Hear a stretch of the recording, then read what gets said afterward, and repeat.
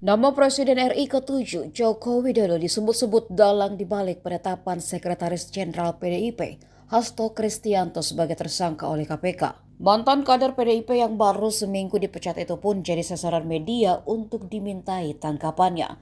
Ditemui media di Solo, Jokowi hanya memberikan respon yang singkat. Sambil tertawa, Jokowi mengatakan jika dirinya sudah purna tugas dan pensiun, sehingga tidak ada kuasa untuk mengintervensi KPK dalam hal penetapan Hasto sebagai tersangka kasus suap bersama Harun Masiku yang sampai saat ini masih buron. Jokowi juga mengatakan langkah KPK sebagai proses hukum yang harus dihormati. KPK menetapkan Hasto Kristianto sebagai tersangka terkait kasus suap Harun Masiku terhadap Komisioner Komisi Pemilihan Umum Wahyu Setiawan. Ketua KPK Setio Budianto di Gedung Merah Putih KPK Jakarta Selatan Selasa kemarin menjelaskan, Hasto berperan aktif dalam kasus suap untuk memenangkan Harun Masiku sebagai anggota DPR RI. Padahal saat itu ada nama Rizky Aprilia yang sesuai aturan berhak menggantikan Nazarudin Kemas karena meninggal dunia. Rizky Aprilia merupakan calon anggota DPR RI dari PDIP daerah pemilihan 1 Sumatera Selatan dengan perolehan terbanyak kedua yakni 44.402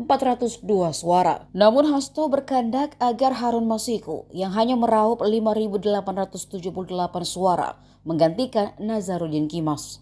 Download Tribun X sekarang, menghadirkan lokal menjadi Indonesia.